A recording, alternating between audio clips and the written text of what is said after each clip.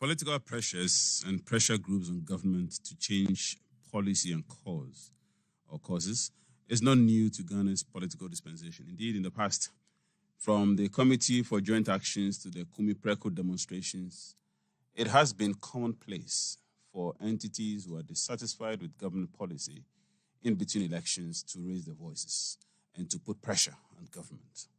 It does appear that Ghana may be going through somewhat of a similar experience this time, except that while the past ones have been identified with certain political groupings or elements, it seems these ones apparently are in between the fray of politics. Some even call them the fringes of politics. Fix the country, perhaps, has become the most popular expression in the last year. Today I have in the studio someone whose position in the group itself even defies description. I'm not sure if he's the founder. I'm not sure if he's just one of the leaders, or indeed he can be described as the originator. But this group has been up in arms against, some will even say, the establishment, not government. They have problems with everything ranging from corruption to the provision of social services, among many other things. Others will even argue that these are a group of disgruntled firebrands of young men and women who do not even seem to know exactly what they want, because they seem to want changes to every aspect of Ghanaian life. Mr. Oliver Barker-Vormawor, you're welcome to Town Hall Talk. Thank you. I appreciate the conversation. I think you may have seen from my introductory comments that I'm not even sure what the conversation is going to be about. Fix the country. I think that's one of the best conversations, right? When it's free-flowing. Excellent. So what do you want to fix? Let's start from there. Well, I have always said that the hashtag itself is I think it's a perfect portmanteau or shorthand for the entirety of concerns that we have, which is fixing the country. You know, we want a project we can believe in that really sets our democracy on its proper rails. We haven't seen that in forever. So that's what this is about for us. Yes, but that sounds like lofty. At the risk of being accused of thinking in the skies and being an ivory tower thinker, we still have to come practically on the ground. What are the specifics of the complaints of the Fix the Country movement? So one of the things I can tell you, and one of the reasons why we have been apprehensive as one of the conveners of sort of coming out with a definite list of demands, is because we feel like it's inherently undemocratic. We feel that it's the right, it's something that we've seen consistently with various groups and organizations where, they do a demonstration, they have a list of petitions that they have curated themselves somewhat. The processes are very undefined. And we decided to mobilize differently. We said, we want to open this up. We want to open the process up for so many different Ghanaians to tell us what is wrong about the country that it needs fixed.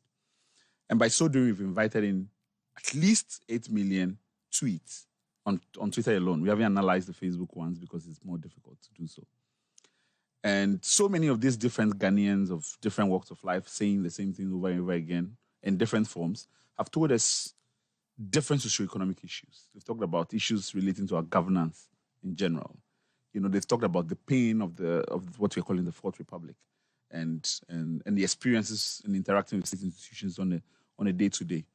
So it is possible to look at all of this and take away programmatic ideas as to how we reform our democracy. Mm-hmm. Now, we have taken on the charge in saying that when we look at all these demands, our role is not to subvert the people's voices, but to find a workable framework within which we can have the conversation in context. And this is what some people confuse as our demands, but in fact it's sort of an attempt to analyze and systematize the data. But you still must want something fixed. You want the country to be fixed. Yes. The country is a country. It's a big entity out there. What do you want fixed? So we have 8 million people who are saying different things about how the country should be fixed. Some of them are grounded. These can be aggregated around key themes. Yes. So the first one, and the aggregation we've done, is definitely about the call for a new constitution for a new generation. That is something people are asking for. Yeah, that's what something people are asking for. You're a lawyer. Yes. And you know that is impossible. I don't think that is impossible at all. Tell me how possible this is from a legal standpoint. To change the constitution, not to change aspects of the constitution. Yes. To change the constitution. I've seen some of your placards. Yes. In your demonstration. Yes. People are not asking for amendment. No. In fact, this is the first time, and I found it quite fascinating. Yeah. that for the first time, people are not asking for amendment. People are asking for a change of the Constitution. Yes. And I'm saying to you that Yes. that may be legally impossible. Tell me how possible that is. So first of all, I think one of the things we have to remember is that the Constitution is both a political and legal document. Now, as a political document, it is difficult to imagine that we signed a suicide pact in 1992 and that we must follow the Constitution even if it doesn't work for our democracy or for our society in general. That is inconsistent with what it means that the people hold supremacy. But you know, it's romantic to think that the Constitution can be changed. Article 3 tells you anybody who contemplates the change of the Constitution commit a high treason, death sentence offense. Yes, and that's why how do you change to the police. Constitution? So first of all, I think even legally, and if you want to be, how do you call it, doctrinal about it, there's still a mechanism within the Constitution as it exists for it to be changed. Even if you want to go by the letter of the Constitution. So you don't think this is romantic? You think it's a real thing? Yes, I think it's a real project that not only as a political device, but also legally, this Constitution doesn't contemplate its living in perpetuity. And we can go through the provisions and talk about that one after the other if you're open to it. Well, it's up to you. But so you open, I mean, you open the door. I know you don't want to be legalese, but you open the door to Article 3. One of the things Article 3 says is that any person who by himself or in concert with others, by any violent or other unlawful means. Now, even by that language, it is telling you that the only way the Constitution cannot be suspended, overthrown, or abrogated is that if it is done through a violent or unlawful means. So that opens the door to the fact that, well, if it is not violent and if it's not unlawful, then there must be a way for us to be able to suspend, overthrow, or abrogate the Constitution, which is not committing the offense of high treason. But I don't see any lawful way in the entire Constitution to Of course there is. To change the entire Constitution. Of course there is. To change aspects of the Constitution, yes, but the entire Constitution. The Constitution has provided for ways to change aspects, to amend aspects of the Constitution. But it tells us by itself that we can abrogate it and suspend it if we put in place a lawful framework to do so. So the question then for us is, what is that lawful framework that the Constitution contemplates? Now, a lot of people have referred us to, I think, Chapter 25, Article 289, I think, which is about the process for amending the Constitution. But there's more to that to the Constitution conversation than just that provision. There's also the implied powers of Parliament.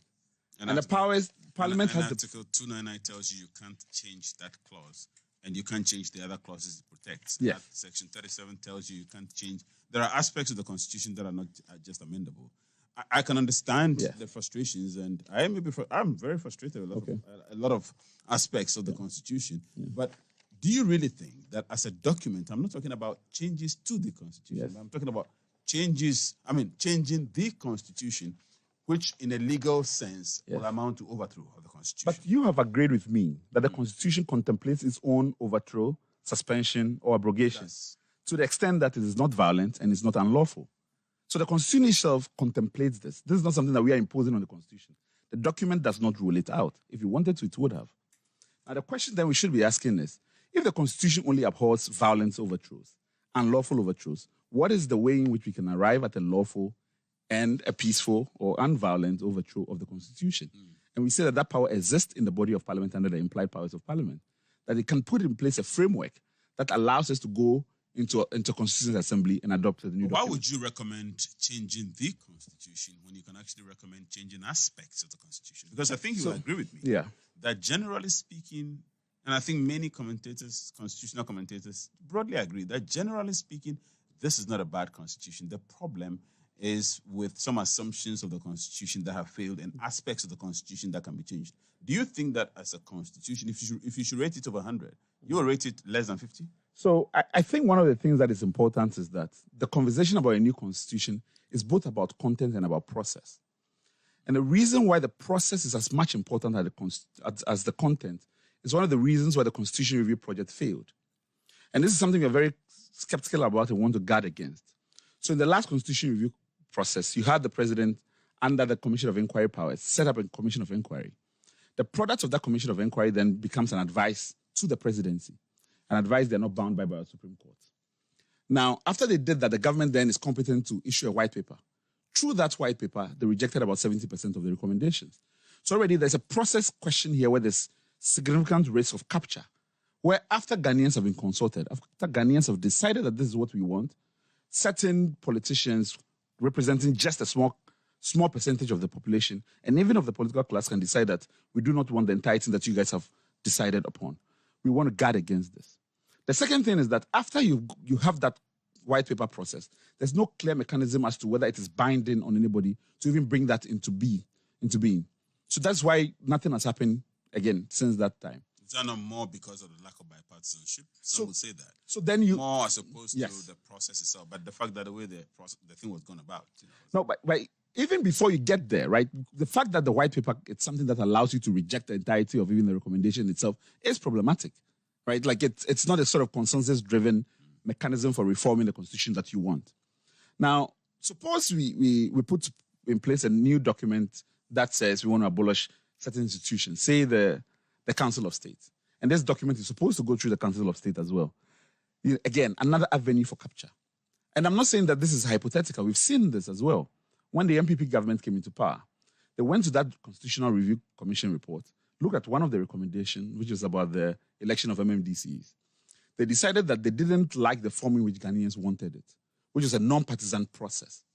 And they changed that process to make it partisan and proposed that as a constitutional question. And so many Ghanaians says, we do not want it that way. What did they do? They rolled it back and said, if you don't want it my way, it's the highway. This is what we want to guard against. So it's about the process, which is more important. So you are listing them. Number one was the Constitution. Pardon? You are listing them just to avoid digressing too much. You listed number one. Your number one concern appears to be the Constitution. Do you have a number two? Yeah, so... I'm sure there are quite a few. Just so you I'll get there. The second one is about the development plan. Proceed. But again, about the process question.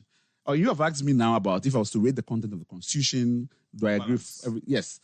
And one of the things you have to remember is that this current Constitution contains a lot of what was in 1969 Constitution. It contains a lot of what was in 1979 Constitution.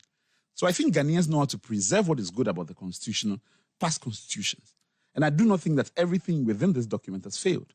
But what I'm very skeptical about is piecemeal touches to the Constitution that worsen the problem. And so if we're going to sit down, we need to sit down and look at the document holistically and make it document. Precedent is important. First of all, what you're asking for may never have happened. It has happened, in fact, in Ghana. A peaceful overthrow of a constitution. It has happened. When? In 1957 to 1960.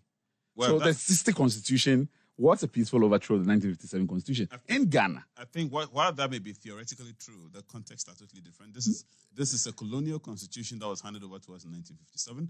This is a first president who was seeking to combine the powers of the prime minister and president and had the authority of doing the transition. Yeah. And this is a president who wanted to ensure that Ghana indeed had truly become a republic. And so there were a few contexts. But you see, those were circumstances that had never produced themselves before, that they were unique in that case. In our case as well, we have a document that is negotiated from a military era that is supposed to put the democracy on its rails for the long-term road ahead. Even from the very beginning, we were all very clear that this would not last for the long road ahead. So there was always that consideration from the very beginning. And this is where we are back to the drawing board and talking about. So there's nothing different in essence there. But I was asking the question about the precedents. The precedents of this being a dangerous precedent of if this happens, then future generations, not even in the very distant future, but probably in the medium future, may think this was done.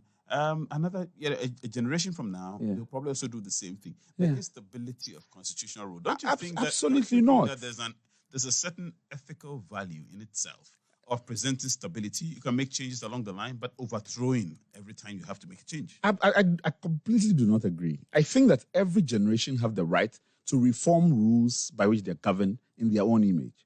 And they are entitled to do so to be able to reflect the demands of their evolving society.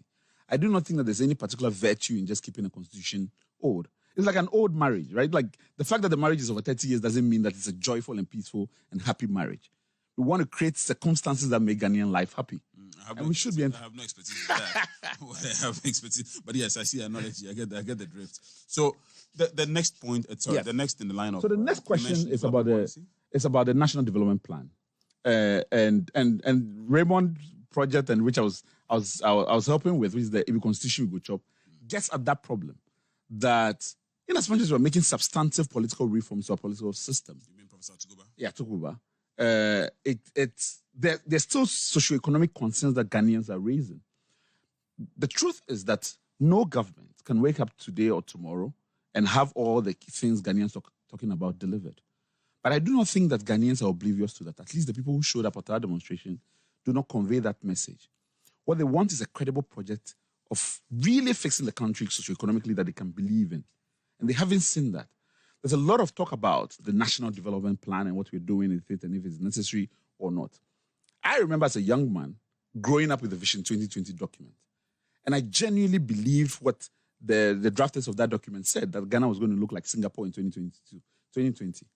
And I believed it because we were almost, it was forced down as a sort of a national, faith building in the destiny of the country. So we don't have that anymore. So we had Vision 2020. We had the Ghana GPRS. Yes. What do you think is the reason why development policies, development blueprints have not seen the light of day? Vision 2020, the GPRS too, and other succeeding development policies. Why do you think we don't seem to have made a headway there? And what do you think? What is your recommendation? So my thinking is that the reason why we haven't done it is because they're almost pastoral documents. We're preaching to a public that is not bound to it.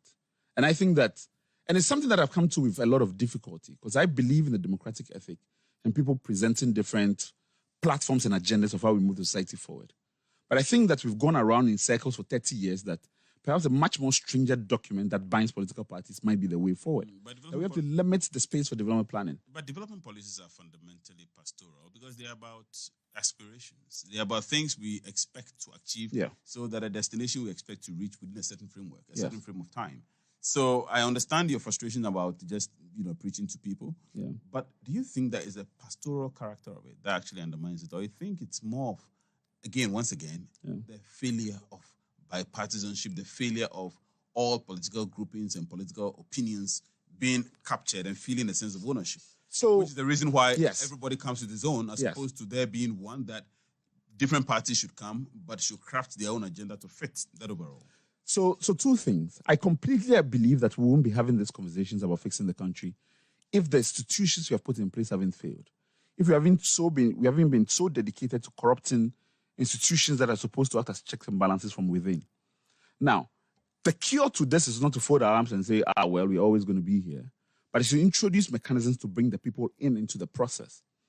And the way in which we do that, especially in terms of development planning, is that once you make it expressly binding with clear targets which people can seek enforcement of, it becomes you're moving the politics into a different arena.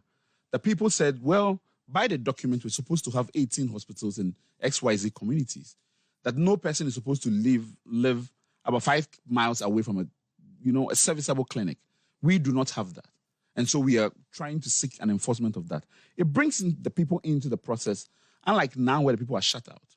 And I give an example. When the former Attorney General, Martin Amidu, went to court on the Wayome issue, he was able to get monies refunded to the government chest because that particular transaction required parliamentary approval, which was not done. Now, I'm wondering about a framework of where we are creative about legal thinking, that every aspect of our governance, we do not leave the check and balances systems only to institutions which are easily corruptible, but provide pathways for individuals to come into the process and seek direct enforcement in ways in which our current constitutional arrangement does not allow us to do. What are some of the reasons why I think our current constitutional arrangements are obstructive of accountability, of delivery, of efficiency, of effectiveness, of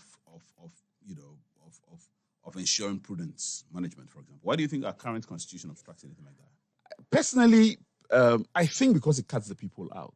I think there's a clear distinction between the political class and individuals, that if it thrives on this representative ethic, what you have is that the class of persons who are supposed to be representing the aspirations of the people can't form themselves into a grouping where their interests become clearly defined and distinct from people.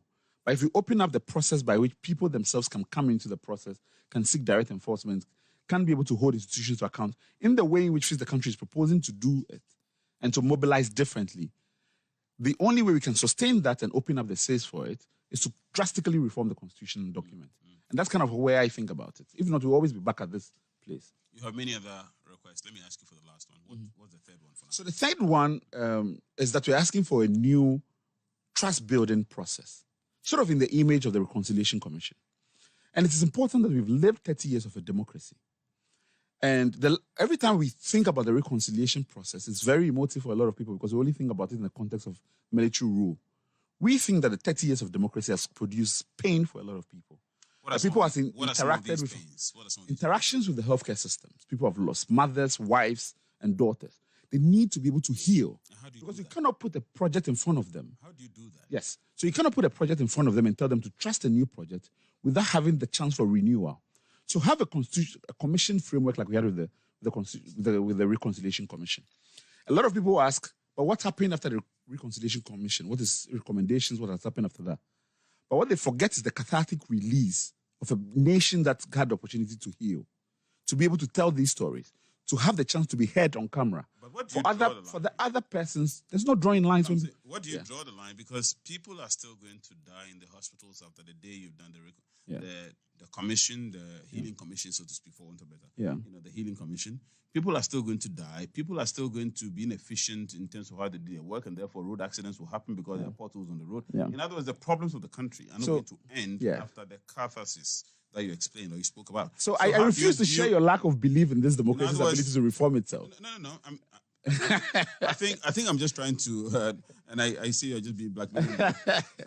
I'm just trying to be real and practical here. That, in other words, as romantic as we would all wish, that there'll be a line drawing and then the country is clean moving forward from the next day. Yeah.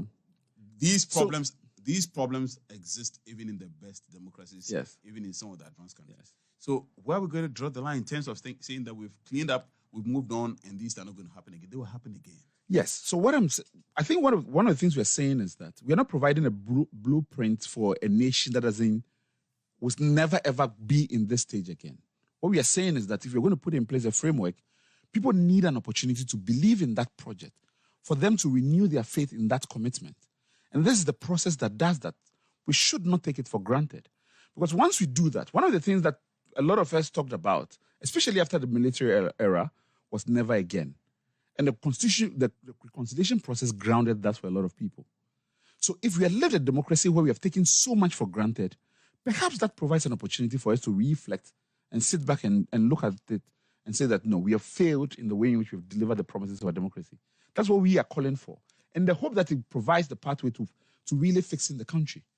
And we want to believe it does. Is it your estimation that the Fourth Republic has failed? Absolutely. I think the Fourth Republic, and for all the promises it wanted to give to us, there's been no real commitment to making it work. At least you can credit the Fourth Republic for the freedoms that it has given people. Or you think that even the civic freedoms that are conferred by the Constitution have not been respected? I mean, I can affirm that the Fourth Republic has been a killing for lawyers. I think that lawyers have tried the most in this republic. That we've made lawyers have thrived. Yes, we've made a killing out of it because we have obfuscated legal processes, right? Like a lot of people are denied basic access to justice, right? Like there's so much roadblocks in the way in which people can access the content of those rights. Like just a couple of days ago. This is a sweeping slanderous statement. No, it's a real statement. I say this as a member of the profession who thinks that the profession has not done enough.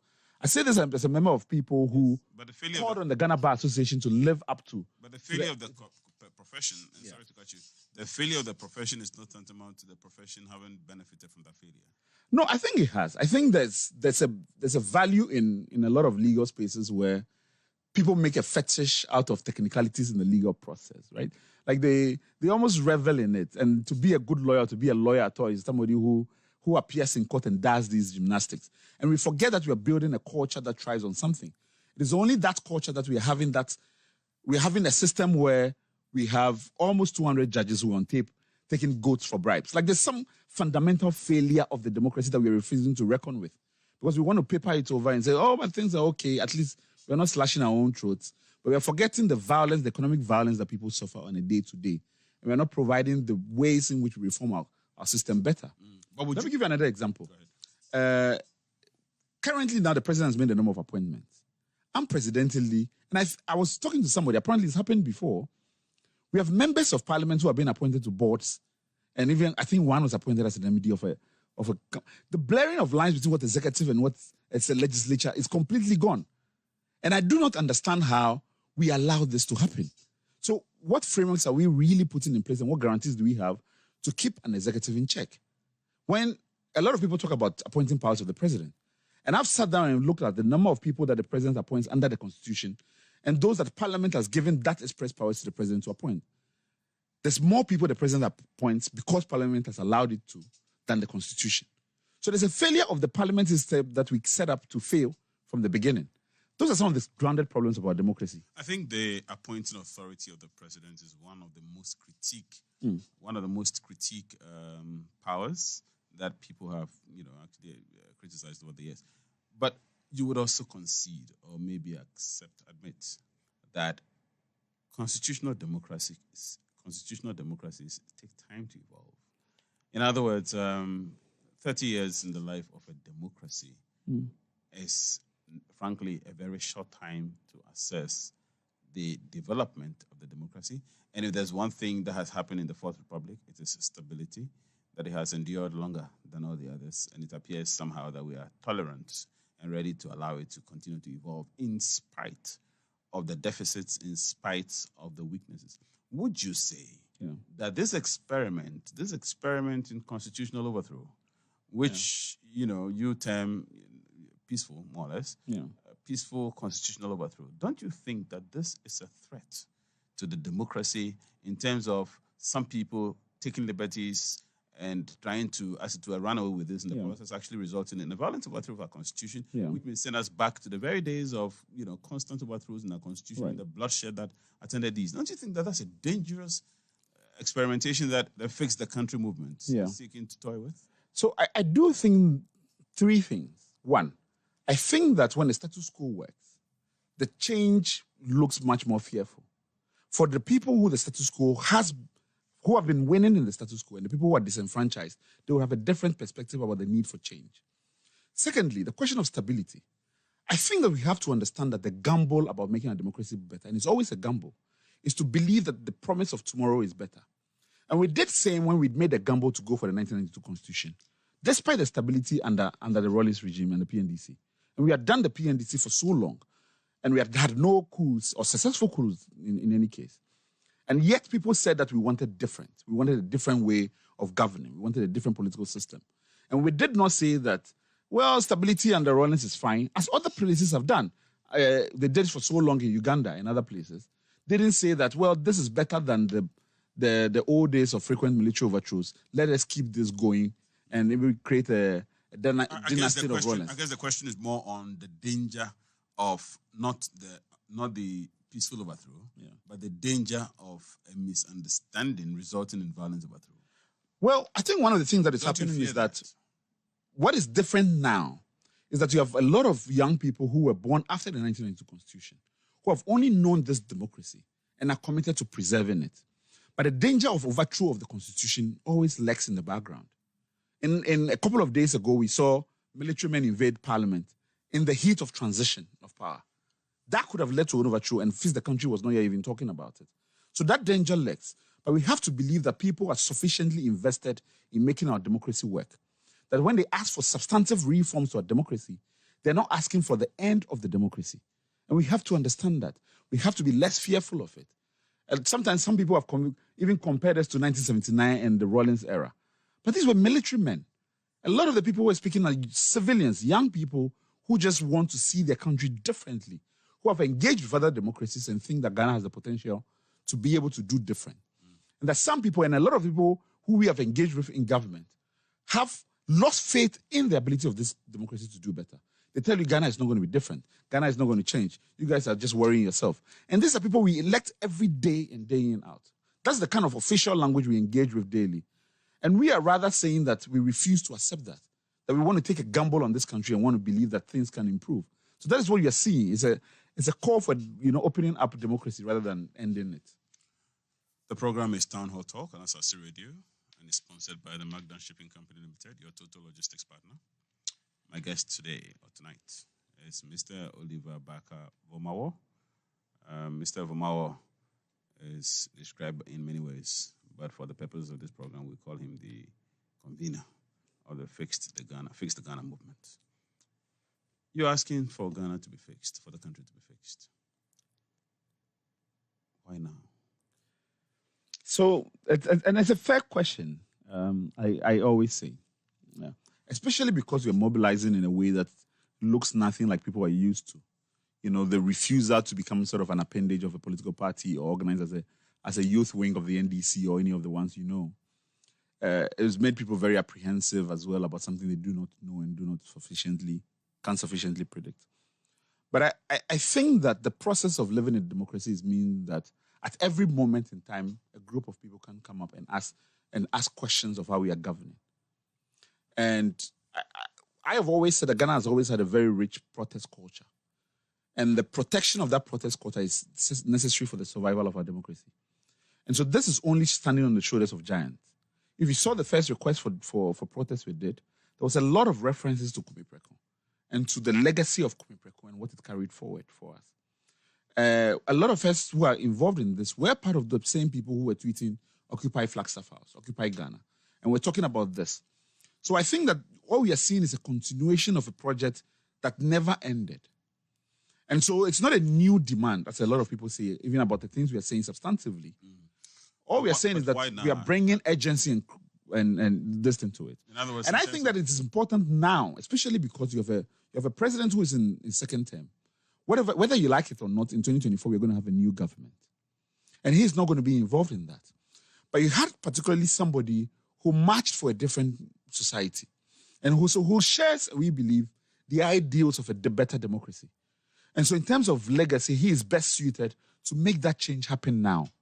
And so this is why I think, strategically, in terms of mobilizing, this is an opportune time for this president to leave a legacy. But also importantly, and I enjoy the fact that this is not happening in an election year. It's just at the very beginning of the second mandate. So in terms of it's reflecting on its own programmatic ideas of how, the second term looks like, this is the best opportunity for a reformer to really look at our democracy and say, we can change certain things. And we're still making that outreach. A government is elected for 4 years to deliver on its mandate. This government has been elected for 4 years to deliver on its mandate. Yeah.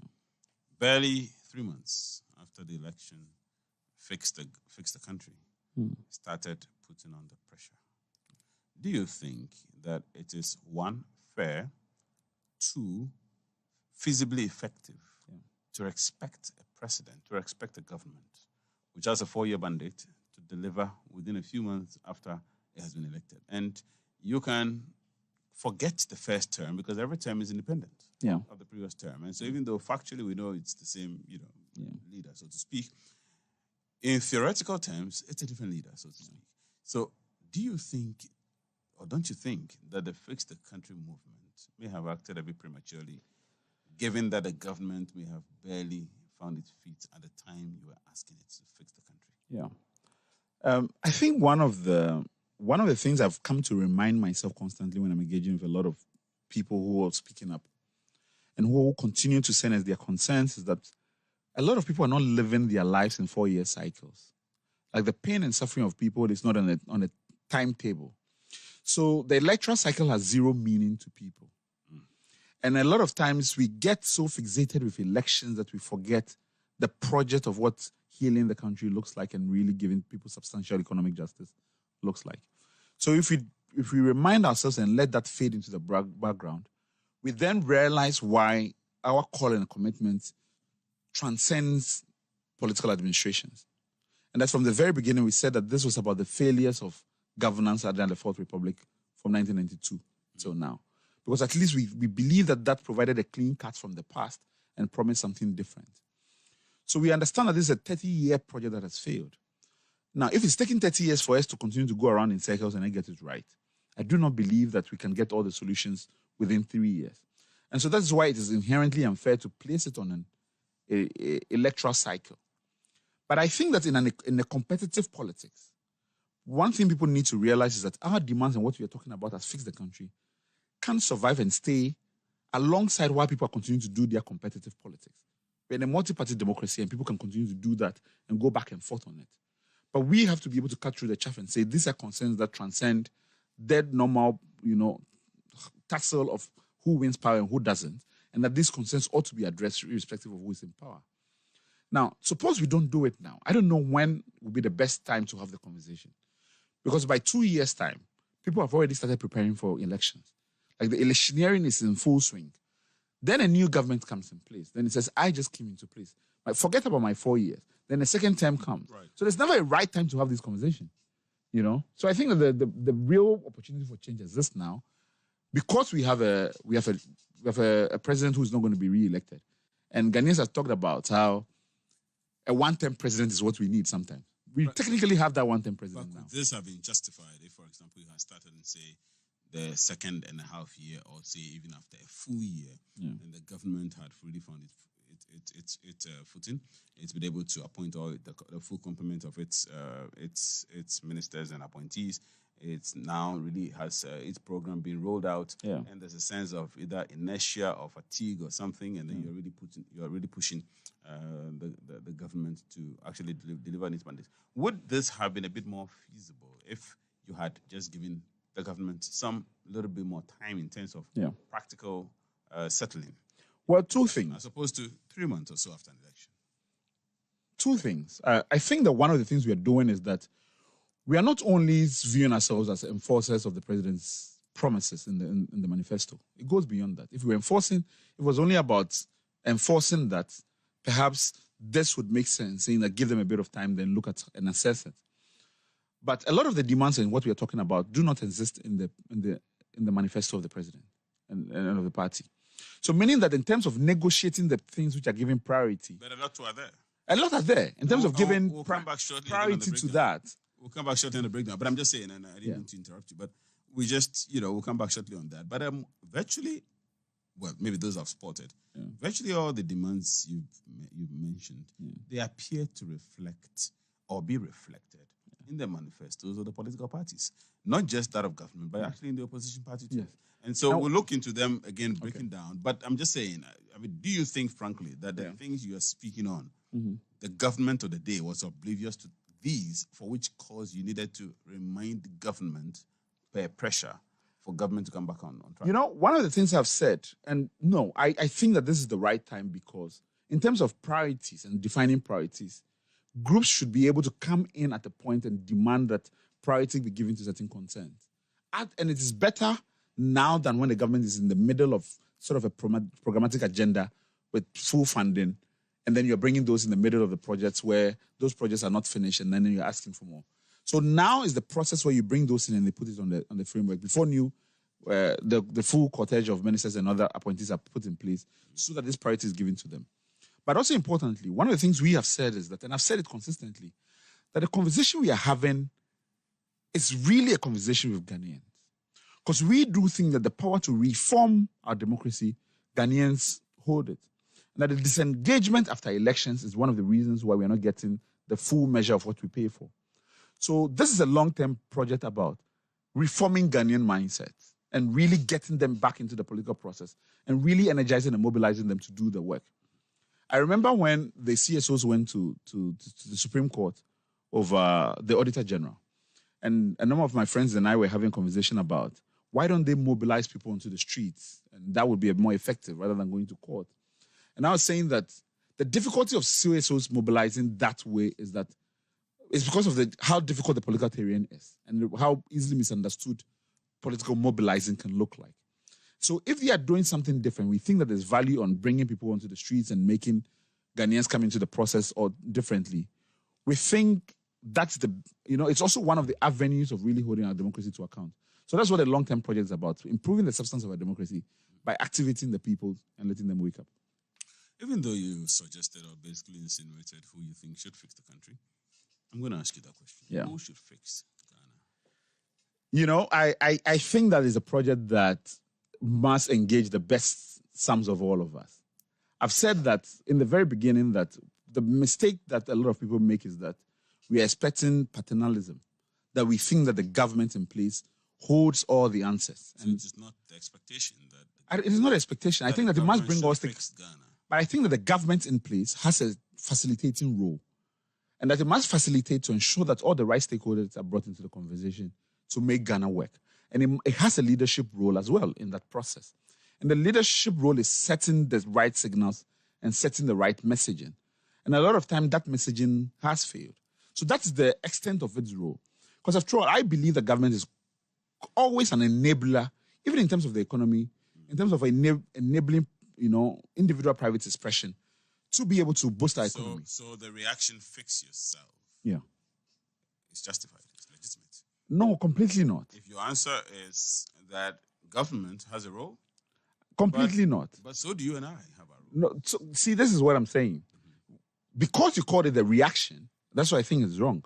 We have never shied away that this is a societal project that must engulf all of our society. But then to use it as if it's mutually exclusive and to use it as a counter narrative is where it's problematic. We have erected billboards. Where on the billboards we say what for us fix the country is demanding better and doing better. So this must coalesce into a grand project. Not that once you finish fixing yourself, then the country will be fixed, but that we must view this as something that is calling on the entirety of the society. But even those who say fix yourself must come before and cannot exist together with fixing the country, as we are calling for leadership to take a certain role, have not presented any programmatic ideas as to how does that work and what are you proposing? What has been done differently? Because if you don't do that, then it's only a conversation shifting device that you're confusing the role of government and the important conversations we need to have and being dishonest about the way forward. And that's why that is problematic. But forget about it being a reaction. I Yeah. can understand your concern that it was a reaction. Because if there's a sense of collectivity, then if it's a reaction, your concerns I can understand. Then Yeah. nobody needs to react to anyone. But if we don't look at it as a reaction, but from a more substantive standpoint, Yeah. there's a need for fixing to be done on all sides. Yes. Is that correct? Oh, I mean, absolutely. The whole fix the country idea is a fixing of individuals. I have mentioned how this conversation is a conversation to Ghanaians to wake them up from their inertia. Right. So we are fixing something about Ghanaians, which is the different attitude about when they finish, exercising the franchise and going to bed. So that's a fixing project in reality. So we are showing how fixing ourselves is working in practice. And we are asking for those who believe otherwise to show us how that can be done differently. So that is the project that we are committed to, in fixing ourselves by speaking up more. One of the key, so we're back to the key components of Fix the Country. Yeah. One of your key complaints is the issue of corruption. Yes. The current government has an agenda on corruption. Yeah. Recently, the Office of the Special Prosecutor was filled. There was the appointment of Mr. Kisi Jabin as the Special Prosecutor. Mm-hmm.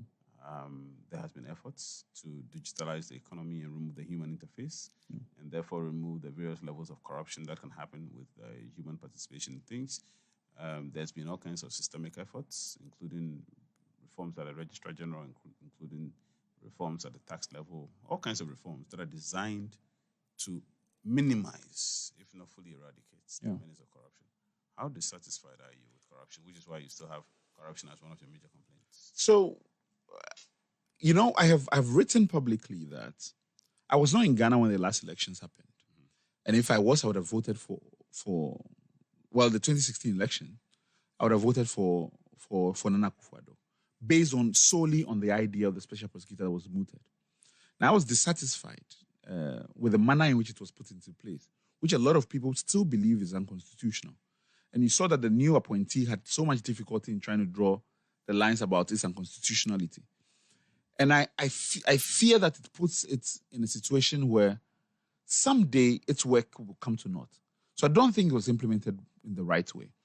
But I also was very apprehensive about the fact of creating a board to supervise an independent prosecutor. It seems like a knee-jerk way of lawmaking in this country, that every institution must have a board without thinking about what it's supposed to do and why we have to put a board over them. So, but those are fine points as to the mechanisms that we're using. But it's important because if we got the mechanisms right, you won't have a respected person like Jima Boedi saying that the government's reputation on corruption is in tatters. So because we continue to get the basic tools right. But I think that beyond the Special Prosecutor's Office, we have so many other institutions which are committed to fighting corruption. And yet corruption continues to pervade our body politic. But the effort at fighting corruption, the appointment of the Office of the Special Prosecutor, the establishment of the Office of the Special Prosecutor. Yeah. We've already had 2 special prosecutors. The efforts. If the effort is mentioned, the effort being made, if the effort is measured only, the most bold effort yet. If the effort is measured solely on the creation of bureaucracy, then I think it's going to be a field day for politicians in this country. What mechanism or model for fighting corruption would you recommend? Would the Fix the Country recommend? So first of all, I think that graft already exists at the highest level as it is. So, for instance, and we don't see it as corruption because we don't necessarily think of it as monetary. What happened with SAL and the Electoral Commission? Before you go on there, what is the evidence that graft exists at the highest level? Oh, when you speak of the highest level, you're speaking of the highest level. So how do you? When I say graft exists at the highest level, I'm talking about the political class, which includes the judiciary, which includes the executive, which includes general political class. Yes, which includes the executive and even administrations. And yes, then evidence exists of corruption in the judiciary. Like there's nothing we can. I think we lie about it and we don't talk about it enough. And as lawyers, I've met so many lawyers who sit around me and talk about these things, which are not bold to speak about it publicly, because it's a system that doesn't want the truth. As even in legislature, we've kind of swept this whole conversation about double salaries down, and we're using it for deal making as whatever people perceive it to be. But this is a real concern that we don't address enough of, and for which reason it trickles down. Because if for instance, a lot of people saw, government appointees, members of parliament, really going to jail, and I think really going to jail because every time a politician has been sent to jail, after two years at most, which they have spent a lot of it on a hospital bed, they get pardoned by the state. It's almost always happened. What model would you recommend if you think the current model is not working? So I think for me that because institutions, and I've come to believe this thoroughly, that what I've seen happen, that we've made a gamble that institutions would work to make corruption happen, to keep corruption in check. If we loosened up the ways in which individuals can check it and continue to fight it and continue to bring themselves into the process by challenging deals and opening that process, we can better complement the efforts of institutions. Because I don't think that institutions in themselves are able to do this. And I say this as somebody who has worked in the public service. So you don't think the establishment of an institution in the character of the OSP is an adequate response? I think that it's effective if citizens are brought into the process. And the reason why I say this is because... How do we do that? So in no country do we have a model of a public prosecutor which is participatory oriented, which is citizen participatory oriented. Public prosecutors are fundamentally policemen. I mean, they check everybody from the citizen to the government. They check everybody who's involved in public corruption. Yeah. And so why must it be dependent on anybody's participation or consent or happiness? But you see, we already have those processes, right? Like we have minuscule levels of them. So like even the idea of citizens arrest, like we already have teased the idea of bringing citizens into the process of law enforcement. Like the idea of whistleblowing, we've already teased it. So, but I don't think we're creative enough as to the full potential of how we can achieve it, especially if we agree that consistently our institutions continue failing. And I think that there has to be a creativity around which we look at the entire legal documents and think about them as a way to bring people in to make that work. Another one. You have major issues with youth unemployment. Is that correct? Yes. Now, the current government has a few initiatives in that respect. Yeah. And once again, I'm asking how fair it is to stampede them just barely 3 months after elections. But they have a policy on youth unemployment, which is NAPCO. Yeah. They have the policy of planting for food and jobs. Yeah. These two being at least two cardinal policies, among others. Yeah. Why do you still think that it was good and justified enough to hit the streets to complain about something for which they are working? And that's why some people are saying they are fixing the country. Well, I have two responses, one based on personal experience. But I'll start with the other one first. When we made the call and we talked about these are problems people were facing, youth unemployment being one of them, a lot of people said, well, you haven't looked at the manifesto enough. You haven't looked at the appropriation bill and the minister's project enough. And we said, well, if you have given and they got the chance to explain it. I mean, I think every weekend, ministers of state line up and giving private time and to explain this to Ghanaians. Now, could you continue to do that? And if Ghanaians believe that there's a real project in place to fix that, they're not going to come onto the streets with us. Ghanaians are not going to continue to treat these problems. So if these things were existing, I don't think it will make it up to the top of our list. That's my real test of that question. But also, I remember when I was in the Ministry of Foreign Affairs, and the former president was going to deliver a speech at the UN. And I was writing the speech, this former President Mahama. And I reached out to the office and I was asking, for our best estimates on the infrastructure deficit in this country. And I was put in touch with the senior advisor on the economy then, Nima Thompson. They don't have the figures. What he sent me was old articles from 1987, 1997 for me to re-look at some of the things. That the government itself doesn't know the scale of the problem. And that's the problem that exists with youth unemployment as well. We have no figures on what youth unemployment is in this country. And if you don't know something, you can't fix it. So that is some of the, fundamental problems that exist at the level of governance. And in the Ministry of Foreign Affairs, as I was, and then especially when Professor Raymond Atuba was the Executive Secretary then, and because it's somebody I'd worked with before at the Constitution Review Commission, I was helping support him in his work. And one of the things that I was shocked to find out is that there's total disconnect between the presidency and the various ministries and what they are doing. Like nobody is setting any agenda. There's only a perception that we are really governing, but really nothing. No, there's no real project of governing the country. And I've seen that up close and personal. That makes me lose faith that the Fourth Republic is on to something and that we should keep faith in it. I don't think so. But that was under a former administration. Yeah. Have you taken the pain of checking the current structure, the current syndication efforts, the extent to which there's coordination between ministries and ministers who represent the president in these ministries and therefore attend cabinet meetings? Yes. To what extent have you checked the seamless operation of the current government and its operational structure? Well, I will only You can't tell judge you. it by Yeah, I will only historical tell you by what they experience. tell us themselves. And what are they telling you now? So when the Minister of Health went to Parliament for his vetting, he said at the beginning of the pandemic and at the height of a human crisis, he convened an interministerial committee to figure out responses to the pandemic. And he held 3 meetings and none of the fellow ministers showed up. And that is why he had to escalate it to the presidency for the president to create the presidential task force on COVID. That tells me something, that even at the pandemic that threatens the life of Ghanaians, our ministries and our governance system isn't even working to provide its responses. That is what they are telling us, not I. So this is where I always say there's a failure of governance, there's a myth of governance. A minister's failure to In a global pandemic, yes. A minister's failure to convene a meeting of his fellow ministers Yes. is not a test of the government's failure, because the colleague ministers operate at a coordinate level Yes. to the minister. Yes. They are not in a reporting responsibility to the minister. And so I'm just saying, in Yes. terms of this being or reflecting the failure of the government, don't you think that's been a bit harsh in that judgment? You would agree that there's something really serious about that fact. That in a global pandemic. When a minister fails to summon his own minister, his colleague ministers? Yes, that's in a global pandemic. And this is not about the niceties of who reports to who. That's in the global pandemic. You would expect that our governance institutions would, get into formation and think about how to solve Ghanaian problems. That speaks more to the character of the other ministers and their personal competence and lack of. But you see, we don't sensitivity. individualize the problem. I know, but I'm just saying in terms of a systemic. Yes. I'm speaking more from the systemic standpoint. Yes. That in terms of the system not working, I will agree with you in terms of structural failure.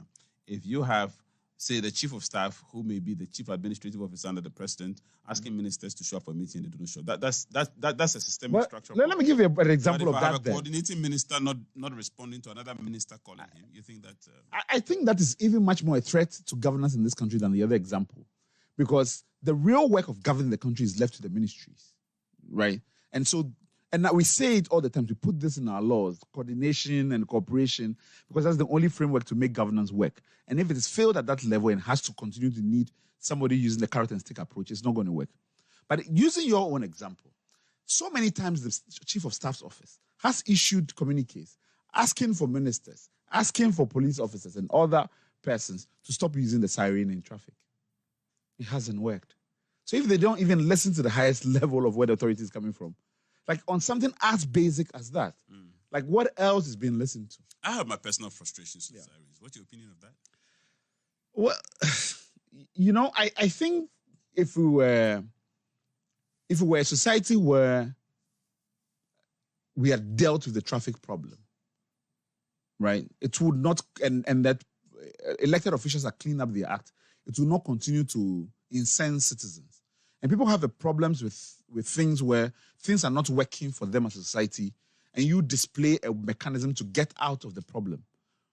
And you don't make the same problems that exist apply to you. It's the same dynamic that applies when a minister travels outside of the country for healthcare or whatever reasons. Because people see that, the structures are not working, but you have a get out of jail card. And the exercise of that card, incenses people. And that's kind of how I see it. Your group has been accused of having a covert agenda. Have you been infiltrated by political elements? Covert agenda. That's an accusation that has been leveled against you. There was another one. Are you political disguised as patriots? I like the sort of the counter distinction between patriot and political. Right. But we have been described as something political in quotes. Yeah. Not a good political, but a political. I think that one of the things we have said from the very beginning is that yes, we are a political group. What we are is not intending to mobilize as partisan, right.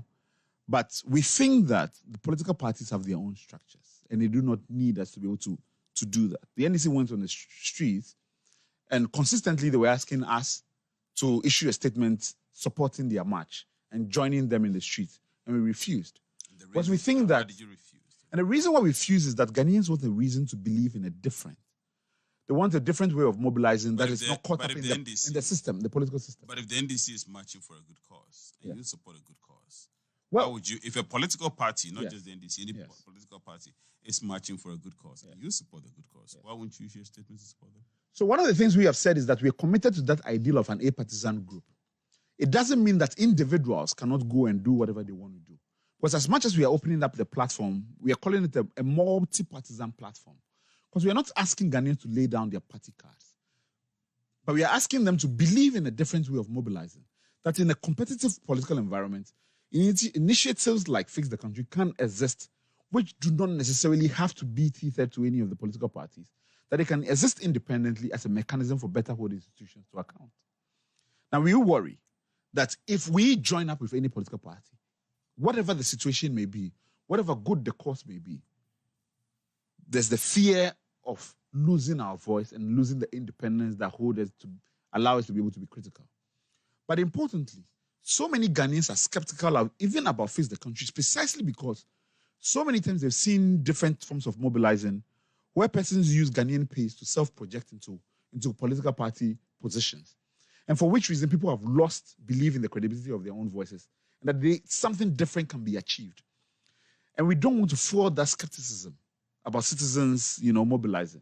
And consistently in this conversation, I've always talked about citizens and opening ways for citizens. If we already joining political parties as a shortcut towards the things we're asking for, we would lose that ideal and we would lose the chance for people to believe that their voices can matter in a competitive environment. Are your demands too many? I mean, take a step back, take a deep breath, reflect. Do you think, on hindsight, and as you look at the spectrum of things you're asking changes to be made to, do you think that there's a danger that your demands, however well-intentioned, are just too many and reflect just virtually everything that is wrong in this country, which, frankly, may not be all cured in a generation, may not, advisedly, be all cured in a generation? Do you think that from a more practical standpoint, in terms of effectiveness, do you think your demands are quite too many? And not just too many, but monumental. Sometimes even one demand, but monumental. Monumental and many. Well, I think that when you have a crisis situation, you need bold reforms. And a lot of times the bolder, and even as everybody admits that, perhaps this is things we need to do, the more bold it is, the more scared we are about them. So in terms of the monumental, and that's my reaction to the monumental part of what you said. And I think that if you have the patience to really pursue those monumental ones, rather than the quick fixes, because we are easily a republic of quick fixes. And that if we avoid the quick fix responses, we can achieve real substantive, issues around the system. But in terms of the multiplicity of demands and things we're talking about, I think one of the things we are committed to and do understand is that we do not want to co-opt anybody's voice. We want Ghanaians to be able to speak for themselves. And it's not our job to take away people's concerns and deprioritize certain ones. But the best things we have done is to provide a framework. That framework leads us towards the path of solving those problems long term. That's what we are saying. as let's focus on the answers to it. There's something I told the finance minister when we met in person, where I said, especially about the trust building process, and I said, if you cannot face a person's problems, the least you can do is to listen to them. And that listening process itself hasn't happened. Because you have to be able to do that for a person to believe that what you're saying has sunk into you. You preempted my next question. I was going to ask you, are you confident that your complaints, your agitations, and the various things you've itemized, are you confident they are going to be responded to? Personally, I hope they are, even if I don't expect it. Because it sends a different message to people. Why don't you expect it? Doesn't that suggest a certain prejudicial mindset? No, I don't expect it because... You're already prejudiced in your mind. No, I don't expect it because I have always said that my conversation with the people of Ghana, and that I need to continue to have that conversation with them. Your conversations with the people of Ghana, but your grievances are directed at the government. No, my grievances transcend government. We think the government has a role as we have, but as an agent in that conversation, I think that I want to continue to speak to Ghanaians, and I want to hear their voices. So your skepticism is directed at Ghanaians? The question about whether I'm expecting government to speak is more that I am not expecting it, because to live in expectation is that I'm asking for it. And I'm saying that because I'm not asking of it, I'm not expecting it. If it happens, it creates benefit for a lot of people downstream who think that, well, if so many Ghanaians have been speaking over 4 months, and if so many of them have taken to the streets, at least there's going to be a point where government that listen, we're going to be responding to. Okay, so I'm trying to clarify my mind here. I'm a bit confused. So certainly your agitations are directed at government. Is that correct? No, beyond government. Okay, so you made this point, beyond government. Yeah. But fixing specific things like job creation, like corruption, you mentioned that government provides leadership. Yes. So invariably, you still look up to the leadership. Yes. So why are you not in expectation that good faith will operate on the part of government, and therefore they will actually make the best efforts? And I've already indicated to you from their policies, some of their programs, that there's an attempt to respond to some of these problems. Yeah. I mean, not necessarily responding to fix the country, but then there's an attempt to correct some of these things, including corruption. Yeah. We have the OSP established. We have a new person appointed into the office. We have the NAPCO job creation. And they will tell you that they have specific policies that they're trying to. So it's not as if they are oblivious, but these things take time, so to speak. So the question is, why are you still skeptical that the good things that you may have raised, the standard complaints that you may have raised, why are you skeptical that they won't be responded to? So I think I need to clarify this as well, since you talked about being confused on it. That, yes, I believe government has a leadership role to play. Now, a lot of people have come up and asked this question, especially in the context of after the demonstration. And I have said, we've been talking about this issue for 4 months. And so if the government hasn't spoken for 4 months, why do people expect that one demonstration makes a difference? When we have done virtual demonstrations, we've talked about them consistently online. Why do people think this is different? But also, let's give credit to the government. It's not like they haven't been speaking. They have been speaking. They have spoken, fix yourself, right? They have, the road minister says, we've already been fixing the roads in this country, that you guys are far behind, right? So there's always speech going on. So if people are asking for a new and novel grand gesture of talking, then you haven't been listening enough to the government. I think the government has been speaking, and has been speaking in different forms. But it's up to different Ghanaians who have come up into this conversation to ask themselves whether that speech satisfies what they're talking about. Does it create a project they believe in? So that's for them to have you been satisfied with the responses from government in particular? In my case, I personally believe that the conversations we are convening haven't ended yet. I mean, our project is about fixing the country, not fixing Accra, right? Like, we've already had one demonstration in Accra. We have to take the conversation outside of the online communities into the offline spaces, into different regions. And here they have different concerns and the different ways in which they can continue to enrich the conversation and what they can bring to bear on the conversation. I am committed to that process of facilitating for institutions and for governments and for everybody for all stakeholders to really understand what Ghanaians are saying. That is my role as a citizen. And I leave the project of addressing them and the way in which we address them, that the problems that we are talking about, to all of us to come together and do that. But my work is not done. Once again, the program is Town Hall Talk. We're about wrapping up. My guest in the studio has been Mr. Oliver Barker-Vormawor. Mr. Vormawor is the convener of the Fix the Country movement.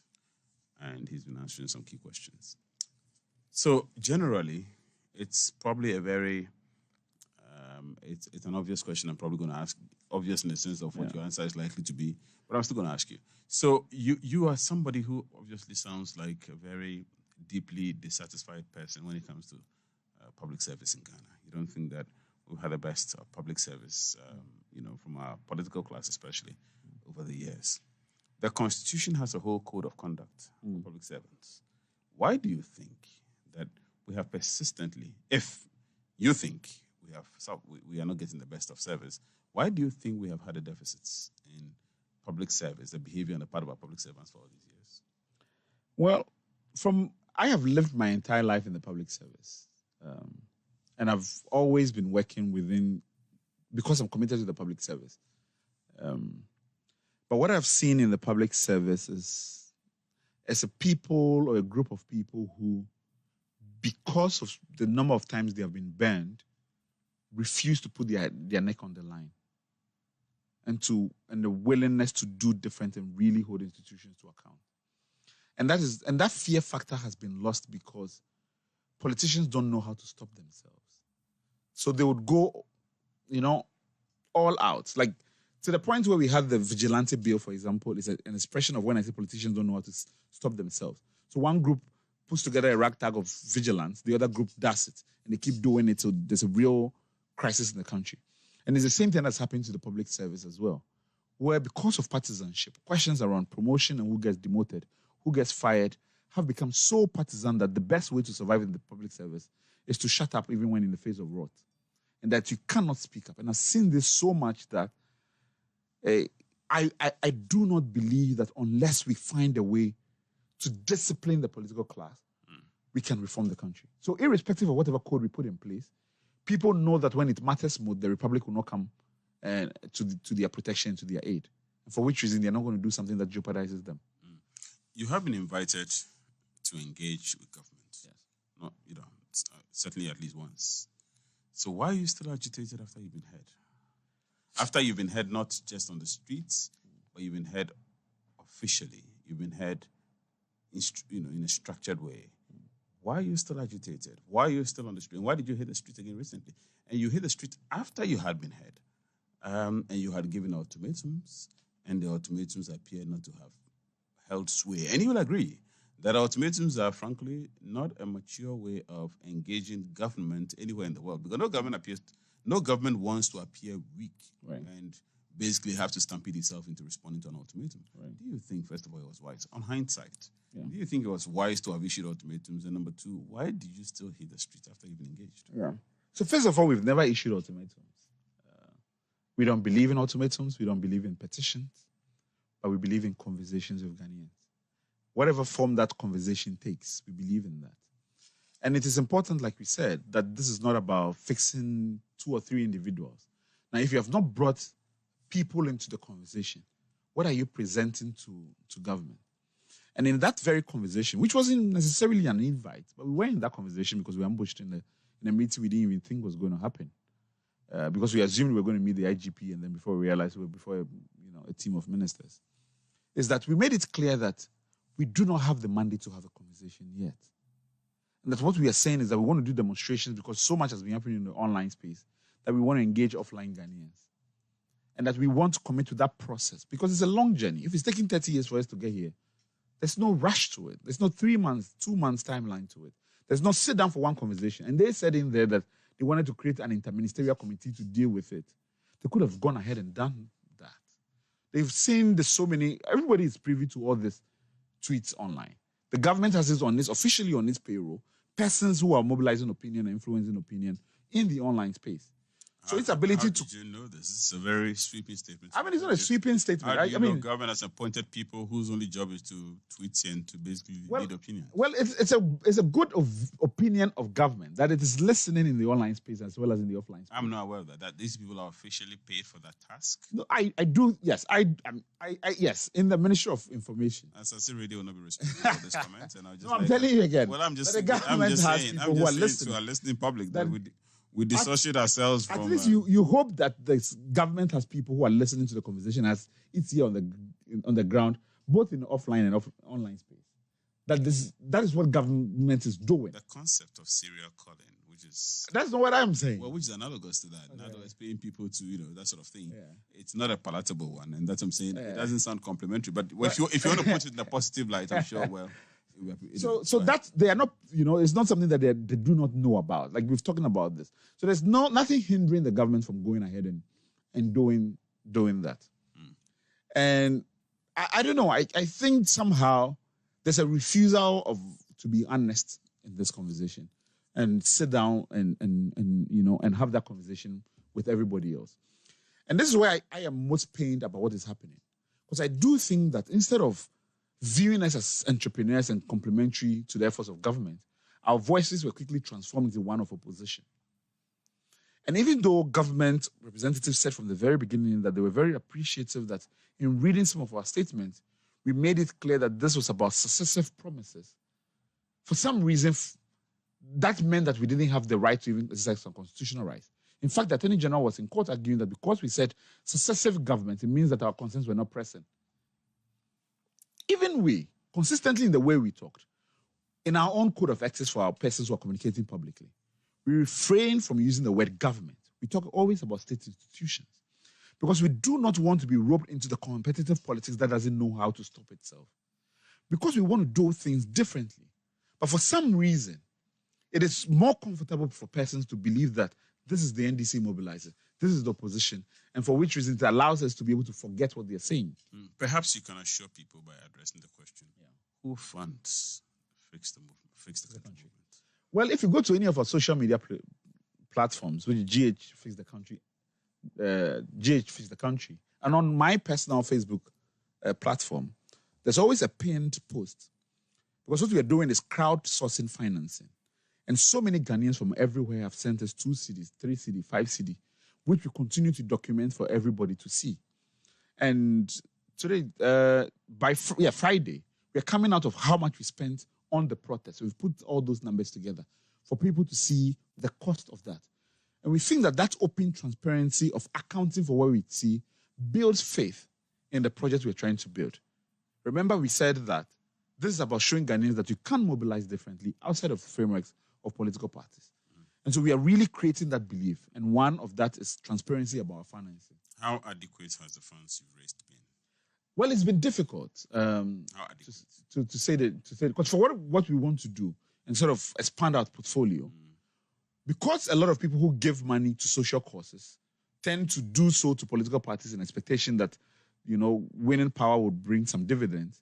Not so many people have built faith in just donating to causes. In a way in which the Jeff Bezos gave 100 million to Samuel Van Jones. We don't have that kind of, in our country. But it's building. That comment or the statement you just made precisely undermines what you said earlier about the fact that you are trying to show a new model. Yes. And that new model is citizens giving. Citizens giving to causes they believe in, and those causes will come back and defend them. Yeah. Clearly, that model doesn't appear to be effective in Ghana, given your own experience. That has been difficult. No. You're not making or raising as much money. No, absolutely not. I think that you have to see the beauty of anybody who gives any money as taking a gamble on a new project. So and we are seeing that coming. Are they giving adequately? The highest contribution we have seen is $845 Canadian that an individual gave us. But overall, are you raising enough money to adequately take care of all that Fix the Country movement needs? In other words, you are making a statement of we have enough money. Yeah. No. Whatever budgetary expectation we have, we've met. I think that it's a commitment to a principle. Have you made enough money? Now we are in the process of making that money. So you haven't made it? No, not at all. Because we are creating a project. And to judge it and say, even though there's so many people responded to the call and have started giving money, that there's a new belief in this mechanism of mobilizing. Because we don't have all the money we need, we have necessarily failed. I think it will be a micro looking at it. You're putting words in my mouth. I haven't used the word failed yet. Yeah.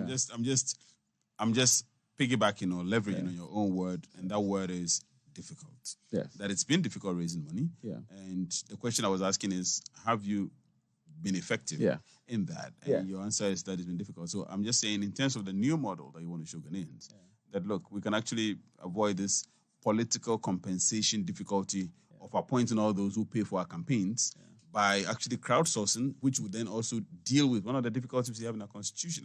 Our constitutional system. Campaign finance. Campaign financing. Yes. People pay for it and they expect they are appointed, they expect they're given contracts, they expect that they can do whatever and nothing can happen to them. I share those difficulties with you. Yes. But the question I'm asking you and the suggestion I'm making is that speaking from your own little experiments and experience, clearly it does seem that we have a long way to go if we have to shift away from the campaign financing difficulty or people having to donate and expect something as opposed to crowdfunding. Right.